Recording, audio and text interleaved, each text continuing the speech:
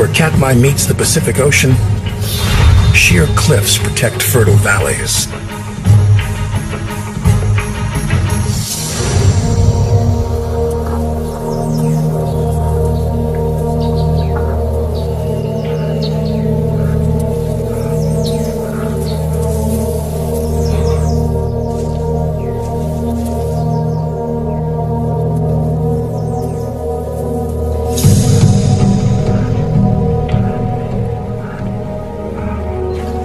Spring signals the end of 5 months of hibernation for Tuyuk, an Alaskan brown bear. Tuyuk means chief in the native Alutiiq language. This male has ruled his corner of Katmai for 10 of his 26 years. At his heaviest, he weighs close to half a ton.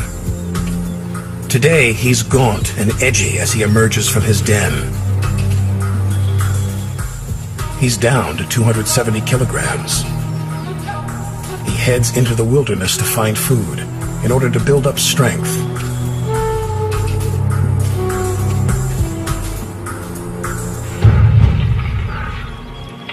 This is Tuyuk's kingdom.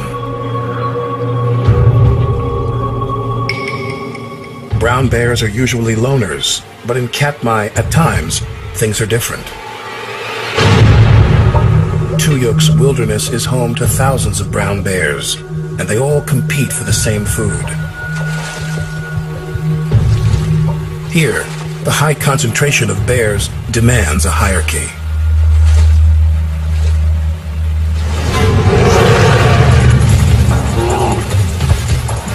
Tuyuk is on top and has fought to keep his crown.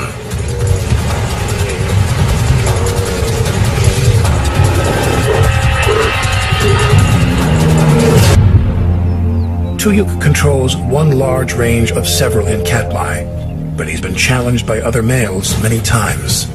They compete with him for a bounty that Katmai offers.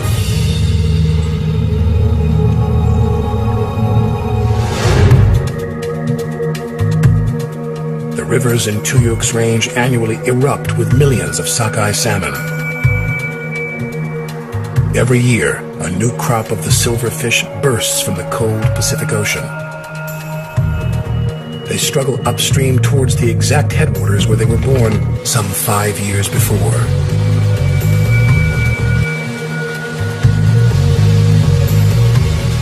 The salmon run begins in summer, and thousands of hungry brown bears head to the rivers to fish.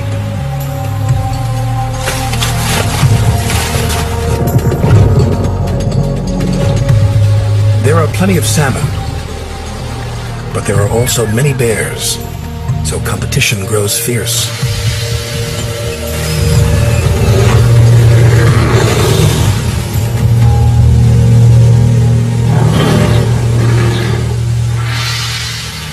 All of the bears are desperate to add bulk before the next winter.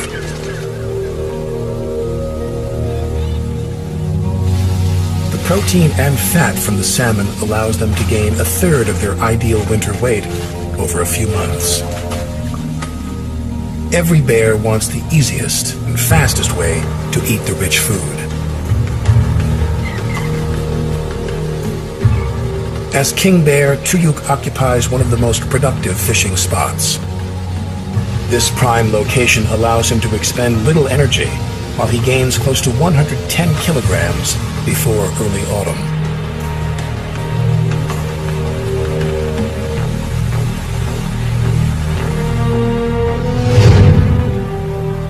But the first salmon won't appear until late June, and it is only April. Having used up his fat reserves during the long winter, Tuyuk needs to eat.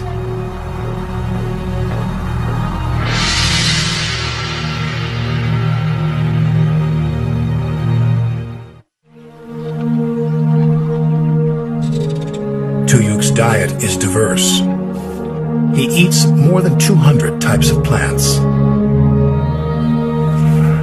Vegetation makes up close to 80% of his diet now, and gorging on sedge is his first step to regaining strength lost during winter.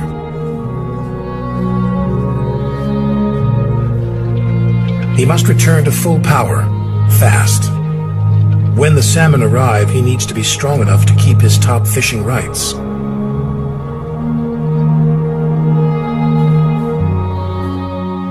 Today, Tuyuk grazes in a meadow in the western part of his kingdom. The pasture faces Hallow Bay, and its rich vegetation attracts many other brown bears.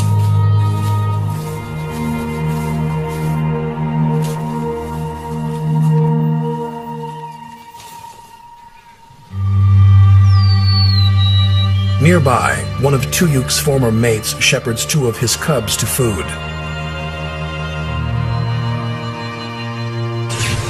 Anak means mother in Alutiiq, and she protects the small bears with her life. She's on high alert because small cubs are extremely vulnerable. Despite Hallow Bay's surface tranquility, danger to Tuyuk's offspring is always present.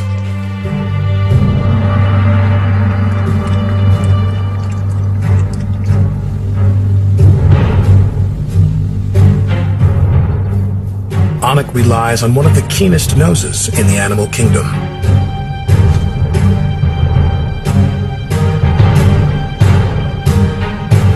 She identifies both food and enemies from more than 1 kilometer upwind. And today, she smells trouble.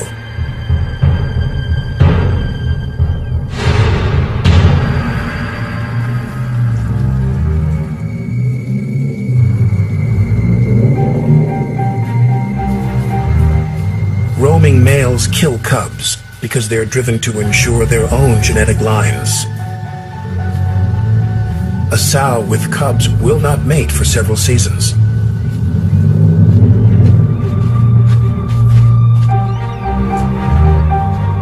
Male bears will kill dependent offspring in order to mate with their mothers.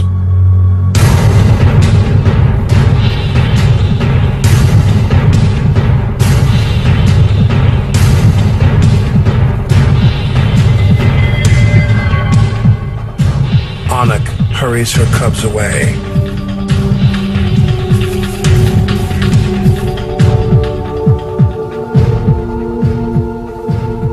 Her instincts are sound, but the small bear's safety is never assured.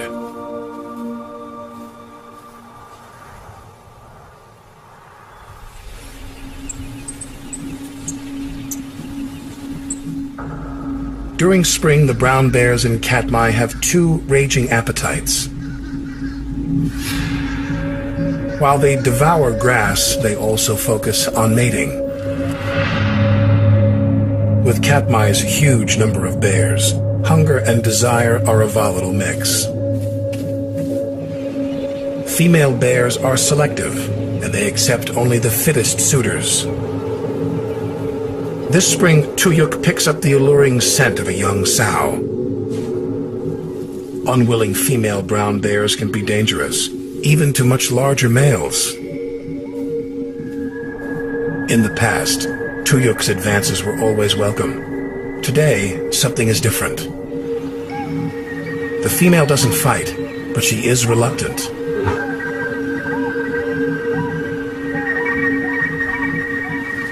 Then, she rejects him.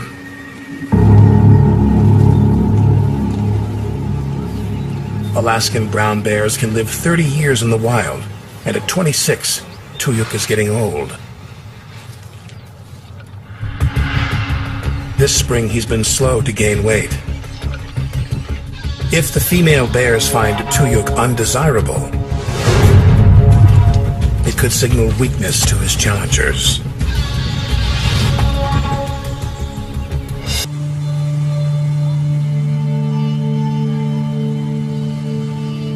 By mid-May, Katmai's spring is in full bloom. Tuyuk spends most of his time eating sedge. Greens enable him to gain lean body mass lost during hibernation. Every spring, this is his first priority.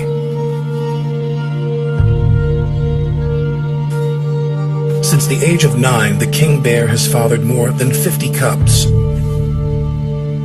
This spring, for the first time in many seasons, female bears resist his advances. Subtle changes reveal his advanced age. Tuyuk's essential weight gain is behind schedule. His digestive system has slowed. Some teeth are worn, and his claws are slightly dull. There is stiffness in his rolling gait. His mating days seem to be over, and although he devours sedge, he isn't regaining his former majesty.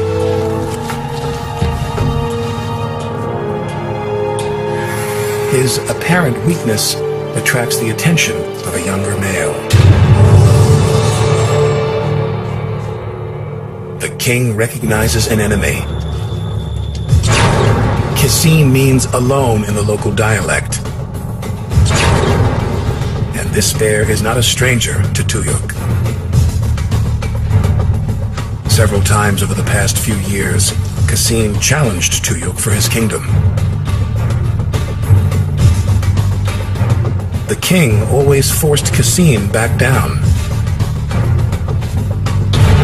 Today, Tuyuk and Kassim face off.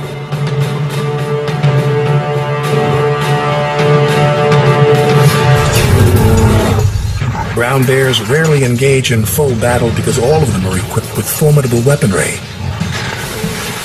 Adult males sport 10-centimeter non-retractable claws that can slash with precision. They have 8-centimeter canine teeth that grasp and then tear flesh. Heavy skeletons support thick layers of muscle that are remarkably strong. Brown bears are among the most powerful creatures on Earth.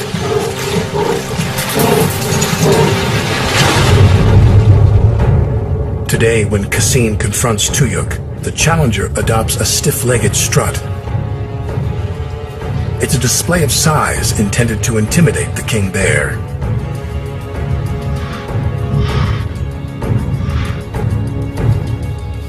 Tuyuk isn't impressed and warns the younger bear to back down.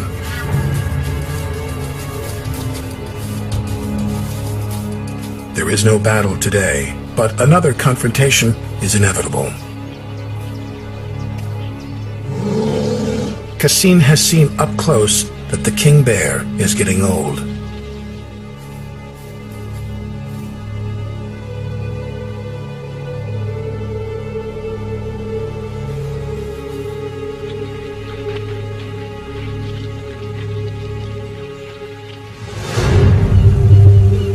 Alaskan brown bears are the larger coastal cousins of grizzlies. During the last ice age, their ancestors shared the tundra with an even larger predator. Until 20,000 years ago, the giant short-faced bear ruled these valleys. The largest omnivorous mammal to walk the earth, these ancient bears weighed 600 kilograms and stood 2 meters at the shoulder. Long legs and forward-facing paws were built for endurance. Their enormous size enabled them to scavenge carcasses of mammoth and ancient bison and intimidate other prehistoric predators. But these formidable beasts required huge amounts of food, and the short-faced bear disappeared along with other giant beasts, victims of catastrophic climate change. They were succeeded by a smaller, more versatile contemporary, today's brown bear. Katmai's coastal bears grow larger than inland bears because the salmon they eat provide plenty of fat and protein. Females are just over half the size of males, but they're still formidable.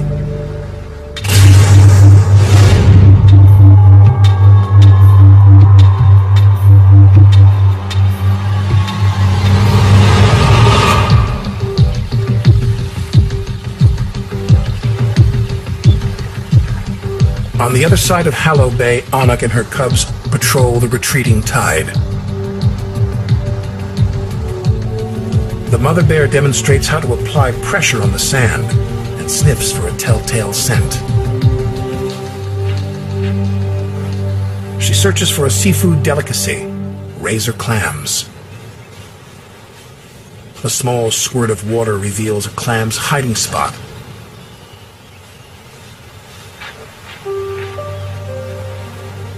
Brown bears are opportunists. They will eat almost anything, but resident Katmai bears rarely hunt. Between the meadow and the sea, they have everything they need. When Anak hits pay dirt, she uses her long claws with surgical precision.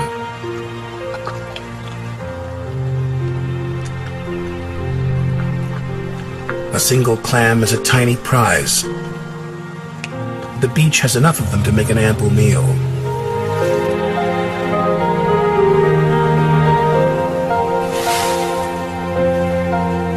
Brown bears have 2 to 3 cubs every 3 years.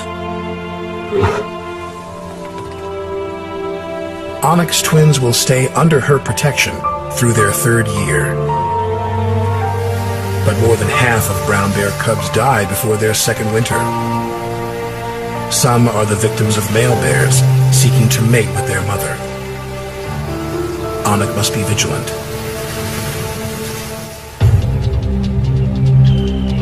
A threat appears. Kassin is fresh from his encounter with Tuyuk.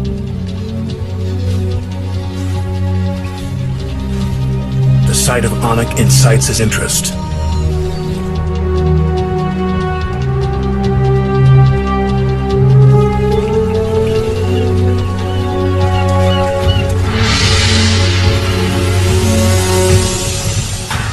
The family bolts.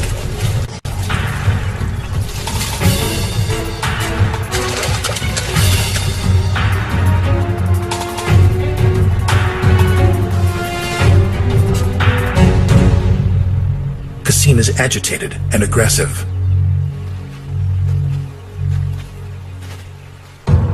Two other bears are searching for clams. The newcomers are almost grown, but they are inexperienced.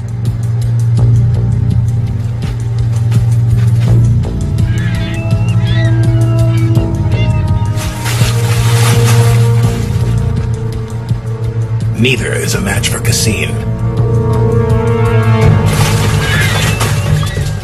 The young bears flee.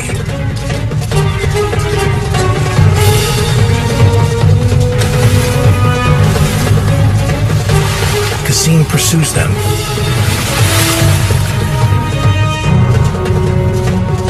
But not for long.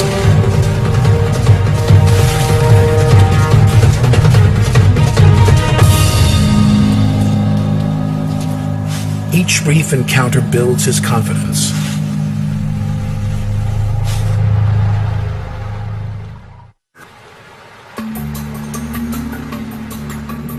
It is early July, and the sockeye salmon have arrived from the Pacific. Over 30 million fish force their way up Katmai's streams and rivers. Each one struggles to reach the exact spot where it was born around 5 years before.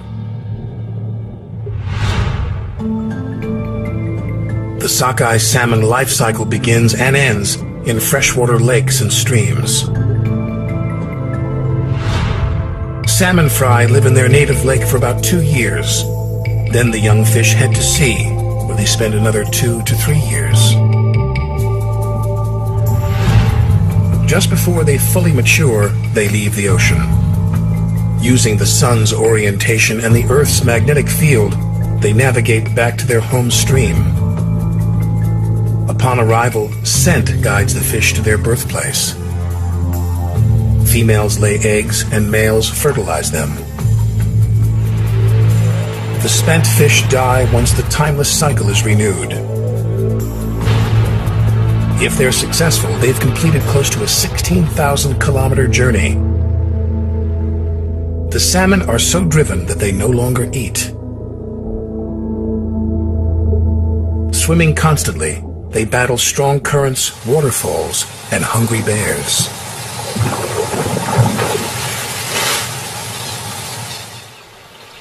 Tuyuk travels kilometers to the falls in order to feast on salmon. This year, the salmon run is especially critical for this king bear. Tuyuk's not in top form. He hasn't gained enough weight on a diet of grass. The old bear needs a protein boost, fast.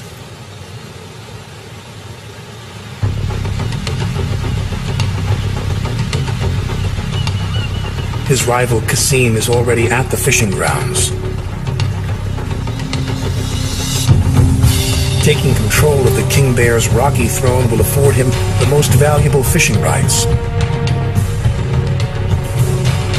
The young challenger is ready to make his move at the first opportunity.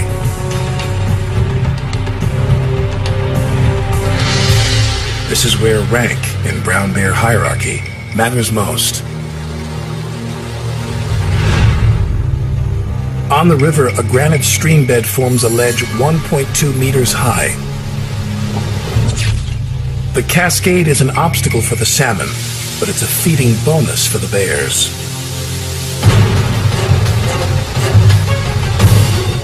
The salmon must find a seam to drive their bodies through in order to swim further upstream to their destination. First, the fish collect in pools beneath the falls. Then they launch themselves with enough force to break the surface.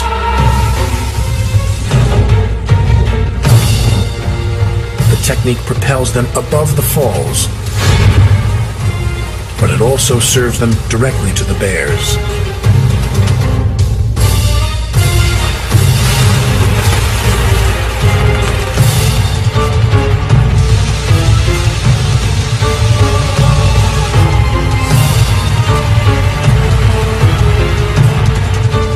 Katmai's most dominant bears like Tuyuk are drawn to the falls. A rocky outcrop midway across is one of the best fishing positions on the river. Control of this perch gives its owner a critical advantage. Here, fishing requires virtually no effort. It's possible to pack on weight and save energy at the same time. For 10 years, this prime part of the outcrop has belonged to Tuyuk. When he arrives, he will immediately assume his position.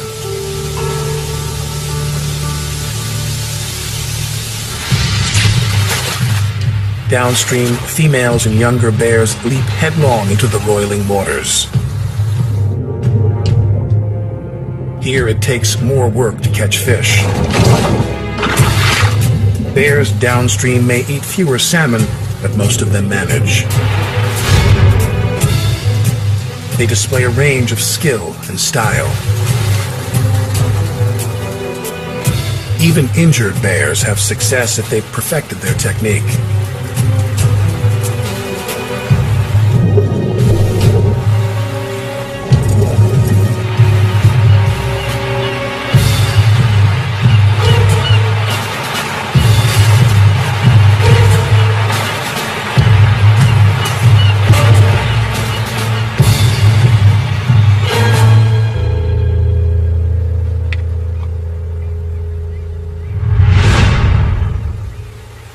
Anik takes a big risk as she brings her cubs to the river. Dangerous males fish here too.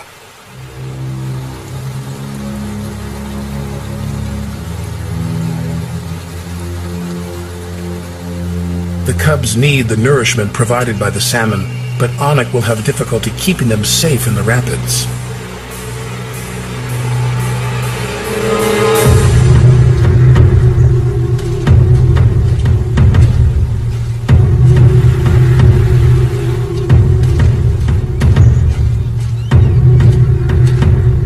Patrols the stream.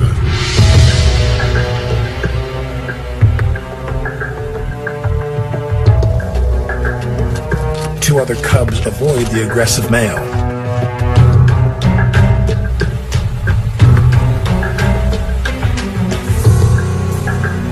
The swift current separates Anik from her young.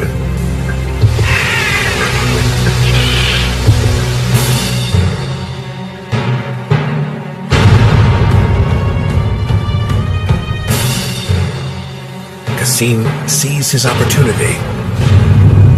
He attacks.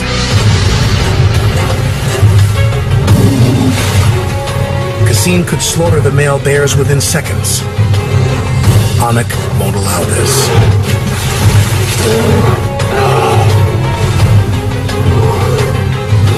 At this moment, she may be the most dangerous bear in Katmai.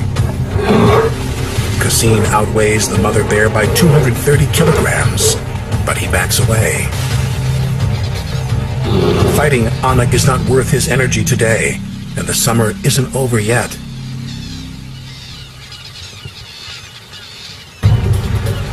Cassim sees an opportunity to take Tuyuk's position above the falls. He chooses the prized spot.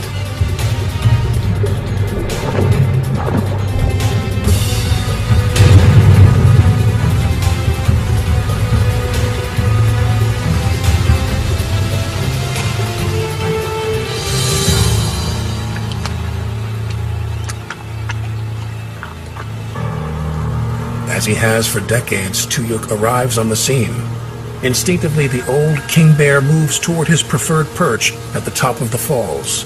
He's accustomed to catching and eating more than 23 kilograms of salmon in a single day.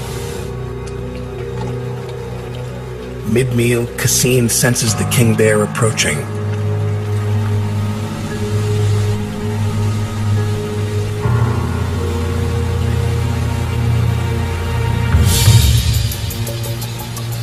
Now the balance of power teeters above the falls.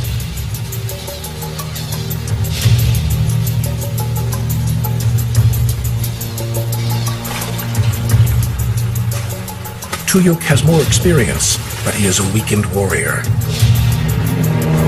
Against his younger, stronger rival, his only chance is to strike fiercely and first.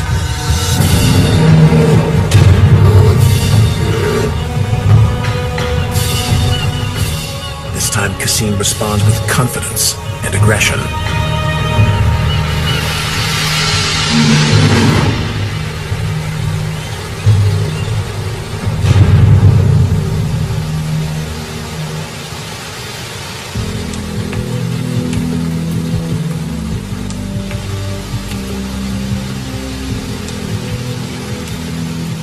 Tuyuk lands beneath the falls in another bear's claim. The fallen king is chased further downstream. Cassim now fishes from the throne.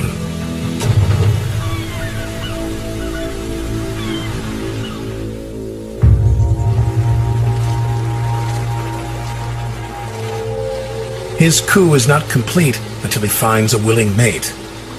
Only then will the challenger assume his full status as King Bear.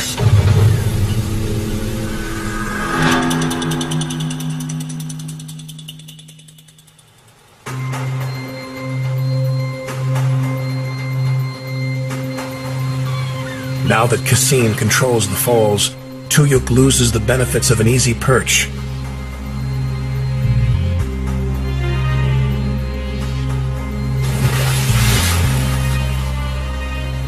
When he tries to fish, other bears take advantage of his diminished status.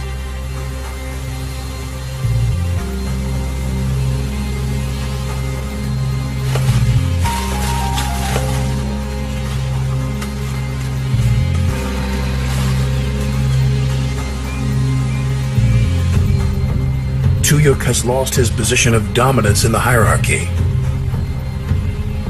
Still, he doesn't give up.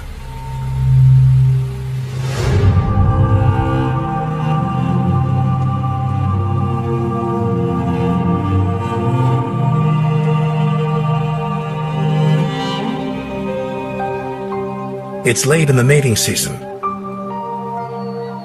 Cassim is now King Bear. He exercises his royal right and moves towards a sow.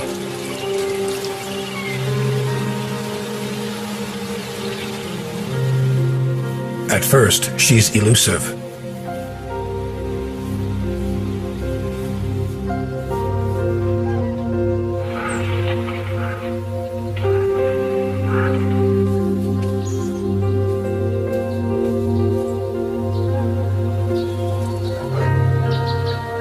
Soon she warms up to the new king.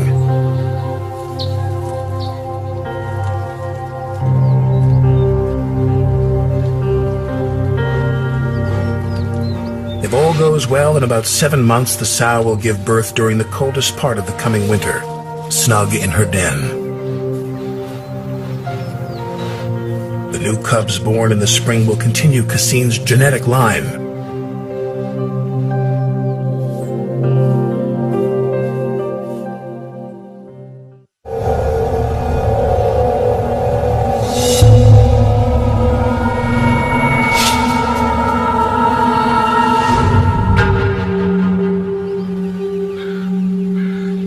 It's September, and winter is just weeks away.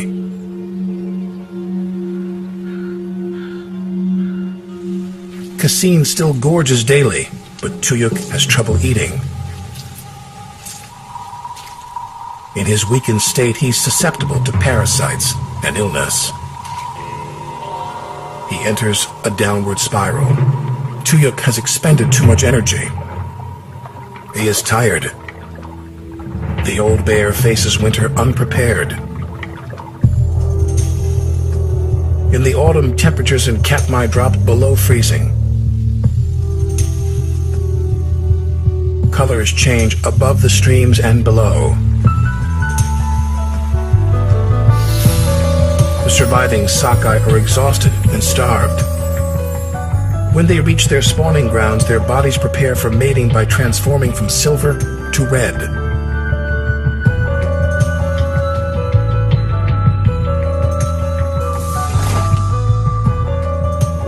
The fish have used up their fat reserves during the arduous swim upstream.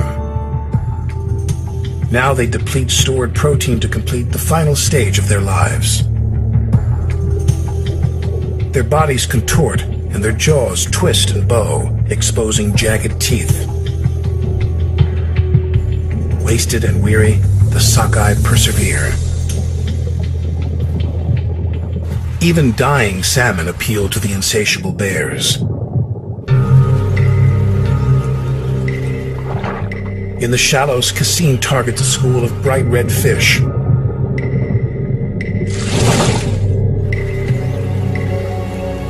The 3-kilogram salmon he snatches has less than half of the nutrients it contained when it left the ocean 8 weeks ago.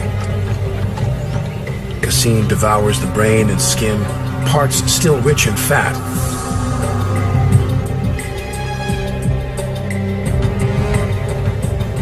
He's now a 360-kilogram behemoth and has added several centimeters of fat.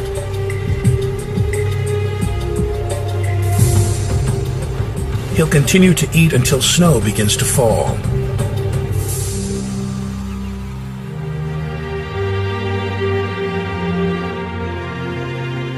As Cassine packs on his final winter weight, Tuyuk battles his own deteriorating body. Though there is still plenty of food, the old ruler's body breaks down. He is alone and weak. Tuyuk has spent all of his 26 years in Katmai's paradise. He climbed the hierarchy with tooth and claw. Now the old bear may not live to see another spring.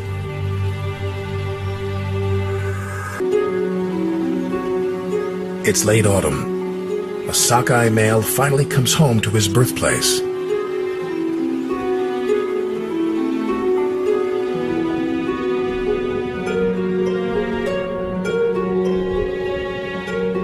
A female claims a patch of rocky streambed and aggressively defends it. Fanning her body, she clears excess gravel and receives her mate.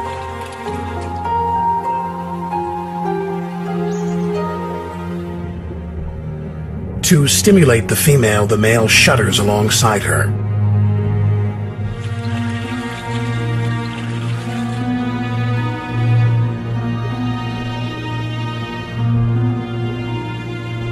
The female releases more than 4,000 eggs into their watery nest.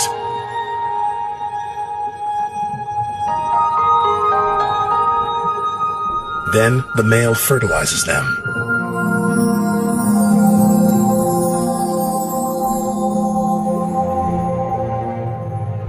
Only the eggs lodged safely among the stones will hatch in 3 to 4 months. Of the 4,000 eggs, perhaps 2 sockeye salmon will return here to spawn.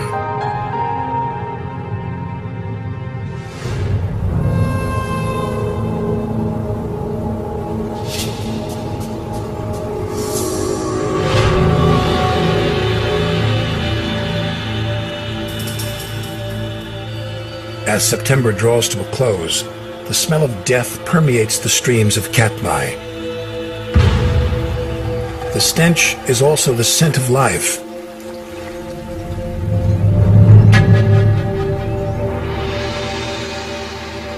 Sockeye corpses litter the banks and shallows, but they create a habitat of perpetual renewal.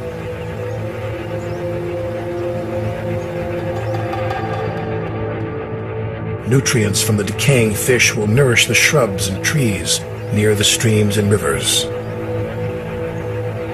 The salmon are the life's blood of Katmai.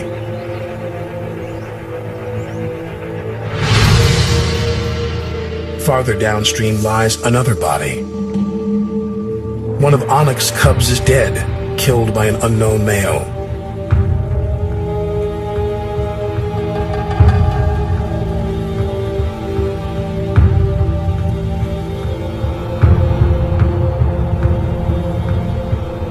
Tuyuk himself may be close to death. Old, weak bears can die during hibernation. Life and death in Katmai's ruthless kingdom are always intertwined.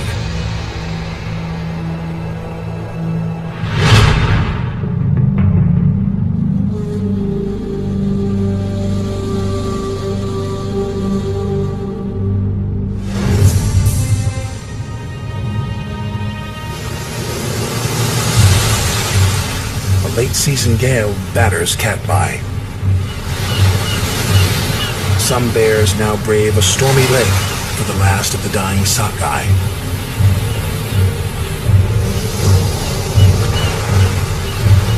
Within days, the bears will need to retreat into their winter dens.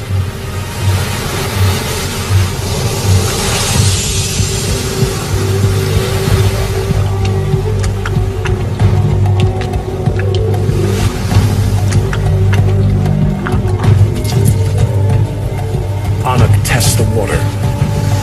She still has one of Tuyuk's cubs to care for.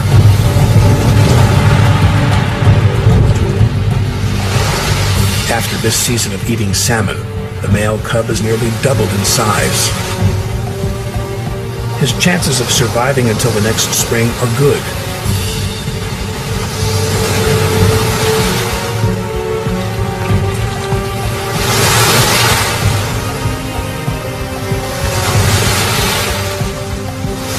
Cassim is now a king bear. Next spring, he will patrol the wild shores and mate in the shadows of Katmai's volcanoes. But one day, he too will be deposed. Perhaps Onyx and Tuyuk's male cub will be his successor. For now, all of the bears prepare for winter. It's part of their cycle of survival in Katmai's violent Eden.